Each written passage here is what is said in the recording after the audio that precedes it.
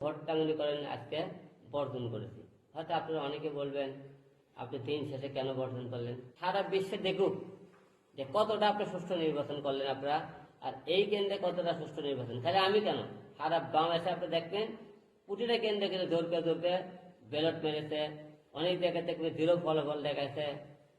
তাহলে তো এই যে চতুর্দিকে ভোট, এই ভোট নাটকীয়তা, ভোটটার মানে কি বলেন আপনারা?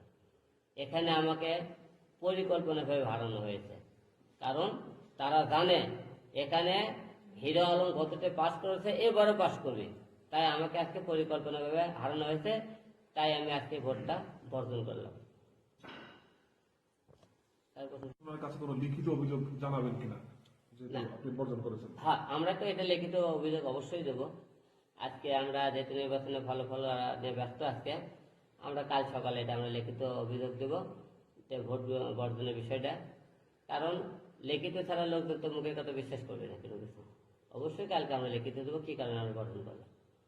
আর আপনি যে অভিযোগ করছেন, আপনার কাছে কি মনে হয় যে এটার সলিউশন কি? মানে প্রতিবারই কিন্তু আমরা দেখি বা আপনার মুখ থেকে শুনি বিভিন্ন ধরনের কমপ্লেন, সমাধান কি আসলে?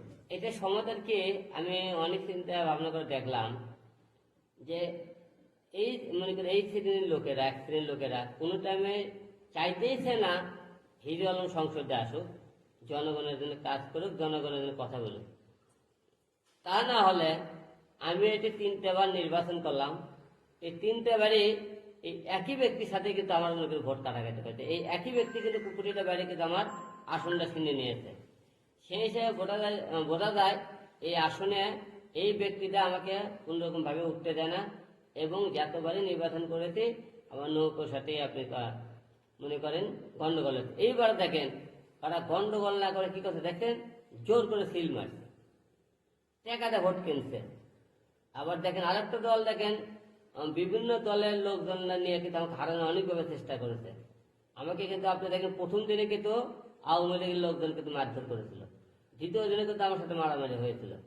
তাহলে প্রথম দিন থেকে ওরা কিন্তু আমাকে একটা অ্যাটাক করার চিন্তা ভাবনা করছে। প্রথমে একটা আঘাত করে ভয় থেকে আমাকে মাঠ থেকে সরান যায় নাকি, প্রথম দিনকে তারা মাঠ থেকে সরান পারেনি।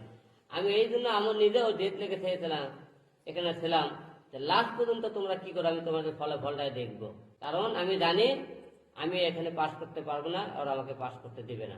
এটা কিন্তু আমি আগে থেকে জানতাম। কারণ এই নির্বাচনে থাকার একটাই কারণ, সারা বিশ্বে দেখুক কতটা গ্রহণযোগ্য নির্বাচন আমাদের এই কেন্দ্র এবারে করেছে। আপনার কি এই যে যেটা বলছেন সিল মারার ব্যাপারটা, এটা কি এজেন্টরা আপনার কাছে কমপ্লেন করেছে? মানে এই বিষয়টা কনফার্ম কিভাবে হলো? আমার এজেন্ট বলেছে আমাকে যে ভাই আমাদেরকে বলছে লোকজন তো নাই, তোমরা রোজ পাও বাইরে যায়। আর আপনারা নিজেরাও দেখেছেন এই যে আজকে ওনারা ধরেন একজন পাশে 24,000, একজন পাশে 25,000, মোট 50,000। তারপরে মনে করেন আমরা আরো ধরেন যারা আছে অন্যান্য যারা সবাই মিলে 10,000, ধরেন 60,000 ভোট সর্বমোট পড়ছে। কিন্তু এই 60,000 ভোট নিতে গেলে আমরা প্রতিটা এলাকায় এলাকায় তখন গেছি, আপনারা অনেক গণমাধ্যম ছিলেন, একজন দুইজন ছাড়া আপনি দেখেন তো কোন জায়গায় আপনি 10টা লোক আমরা দেখছি কোনো আসনে কোনো কেন্দ্রই দেখিনি। তাহলে এই 60,000 ভোট আসলো কোথেকে? আর এক ব্যক্তি তো টাকা দিয়ে ভোট সকাল থেকে কিনতে যেতে চেষ্টা করেছে আমাকে হারানোর জন্য, কিন্তু পারেনি।